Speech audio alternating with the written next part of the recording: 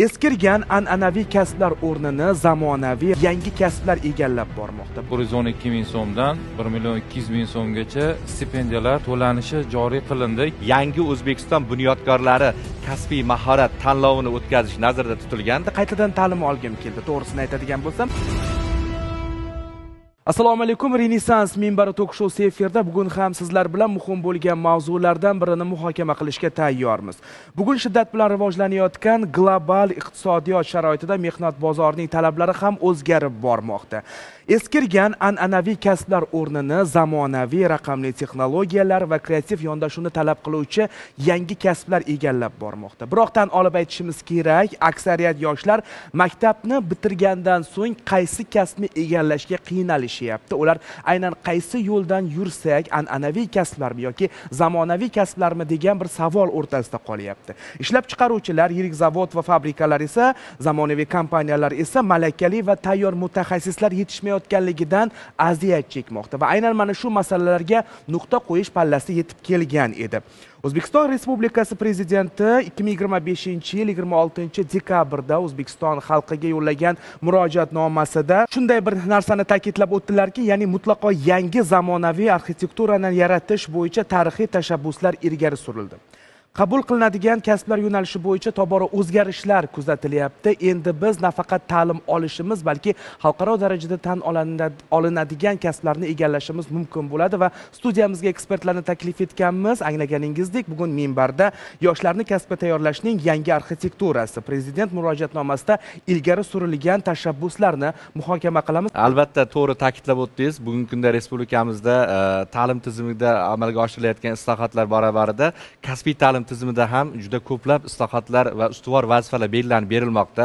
Xususan shularning misoli tariqasida 2026-2027 o'quv yilidan boshlab Qoraqalpog'iston Respublikasida Xorazm, Buxoro, Jizzax, Qashqadaryo, Samarqand hamda Farg'ona viloyatlarida ilg'or kasbiy mahorat texnikumlari, kasblar shaharchalari tashkil etishi va ularning huquqiy asoslari ko'zda tutilgan va nazarda belgilangan. Bundan tashqari o'sha 11-sinf bitiruvchilari orasidan ham oliy ta'limga qiziqish past bo'lgan yoshlarni o'sha kasbga yo'naltirishga xizmat qiladi demak bu platforma. Albatta, to'g'ri ta'kidlab o'tyapsiz. Bu platforma orqali nafaqat o'sha maktab bitiruvchilarini kasbiy ta'lim tashkilotlariga jalb etish, balki o'sha oliy ta'lim bilan bitiruvchilarni qamrab olinmagan qismini keyinchalik kasb hunarga yo'naltirish masalalari ham nazarda tutilgan. Oliy ta'limga kirish yaxshi, lekin haligi aytgandek, lekin kasbiy ta'limni o'zini shunaqa qirralari borki, bunda albatta mana shu o'rinda bir nimani aytmoqchimanki, mutafakkirlarimizning fikrlariga qarasak, mana 11-asrda Kaykovus aytgan ediki, ota-ona farzandga ism beradi. Lekin kasb orqali, hunar orqali u o'zini nomini tanitadi deb aytilgan. Yana bir narsani ta'kidlab o'tish kerak, aynan mana shu kasblarni egallayotganlarni, iqtidorlarni rag'batlantirish ham muhim hisoblanadi va stipendiyalar, nufuzli tanlovlar va soliq imtiyozlari ham hattoki o'sha ish beruvchilarga bir imtiyozlarni taqdim etyapti desak mubolag'a bo'lmaydi. Bular haqida sizdan ma'lumot olsak, marhamat. 2025-yil 23-oktyabrdagi prezidentimizning 316-sonli qarorlari asosida dual ta'limda o'qiyotgan o'quvchilarni eng kam ish haqini 1 baravaridan 3 baravarigacha, ya'ni 412 ming so'mdan 1 200 ming so'mgacha stipendiyalar to'lanishi joriy qilindi. 2026-2027 o'quv yilidan boshlab dual ta'limda tahsil olayotgan o'quvchilarga stipendiyalar joriy qilindi. 1 baravarigacha stipendiya oladigan o'quvchilarimiz baholash tizimidan qat'iy nazar har biriga 1 baravarigacha stipendiyalar joriy qilinadi.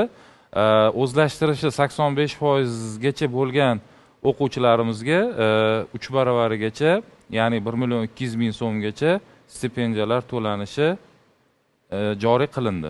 Bundan tashqari tanlovlar ham joriy qilinyapti. Albatta, Marhamat. to'g'ri ta'kidlab o'tdingiz. Bugungi kunda yoshlarimizni kasbga bo'lgan qiziqishini, kasbiy ko'nikmalarini oshirish maqsadida muhtaram yurtboshimiz tomonidan bir qator tanlovlar tashkil etilmoqda.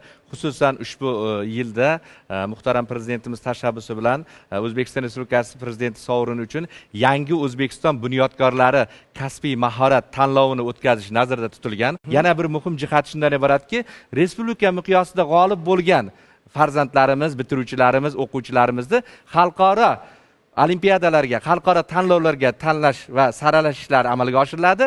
Agar xalqaro tanlovlarda g'olib bo'ladigan bo'lsa, 1 milliard so'mgacha, qarang, 1 milliard so'mgacha miqdorda rag'batlantirish nazarda tutilgan. Faqatgina o'quvchilarimiz imkoniyatlardan foydalanish kerak, kasbiy kompetensiyalarni oshirish kerak. Bugungi kunda ko'plab yoshlarimiz migratsiya masalalarida aniq ma'lumotga ham ega emas va huquqiy savodxonligi past. Xalqaro ta'lim dasturlari joriy etilayotgan kasbiy ta'lim tashkilotlarida birinchi o'rinda yoshlarni huquqiy savodxonligini oshirish. U agar ish izlab yoki ma'lum bir kasb mutaxassisga ega bo'lmasdan boshqa davlatga borib ishlashini, boyagi imkoniyatlarini oshirish. Ya'ni qaysi kasbiy ta'lim muassasasida qaysi soha kasb bo'yicha xalqaro ta'lim dasturi joriy etilgan bo'lsa, birinchi o'rinda o'sha o'quvchimiz shu migratsiya masalalarida ham huquqiy savodxonligi oshadi va migratsiya masalalarida o'quvchini chet elga borib faoliyat yuritish jarayoni tizimli ravishda raqamlashtiriladi va huquqiy asoslar hisobiga yuboriladi. Bu esa kelajakda yoshlarni turli xil yo'llarga kirib qolmasligini, qolaversa o'z yo'lini to'g'ri topib, to'g'ri kasb hisobiga nima deydi, doimiy maosh olish yo'llarini ta'minlab keladi. Shu barabarida hamkasbni to'g'rilab ta'kidlab o'tdi. Bizning Toshkent transport texnikumida ham xalqaro dastur loyihalari bo'yicha bir nechta ishlar amalga oshirilmoqda. Xususan Xitoyning Chunsun muhandislik kasblari maktabi bilan hamkorlikda telekommunikatsiya sohalariga xizmat ko'rsatish kasbi bo'yicha o'quv ustaxonasi 2025-yilda ochildi. Bu ustaxonamizning loyiha dasturlari bo'yicha 26-27 o'quv yilidan 2+2 formatida, ya'ni 2 yil O'zbekistonda, 2 yil Xitoyda ta'lim olish bo'yicha o'quv dasturlari ishlab chiqilmoqda.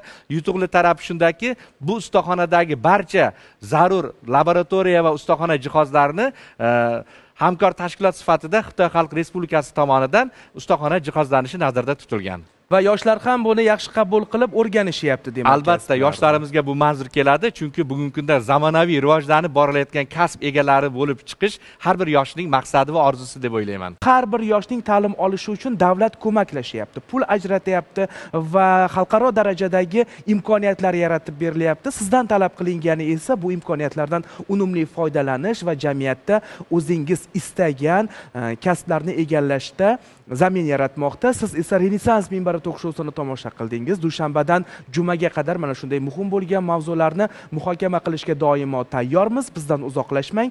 Xayr, salomat bo'ling.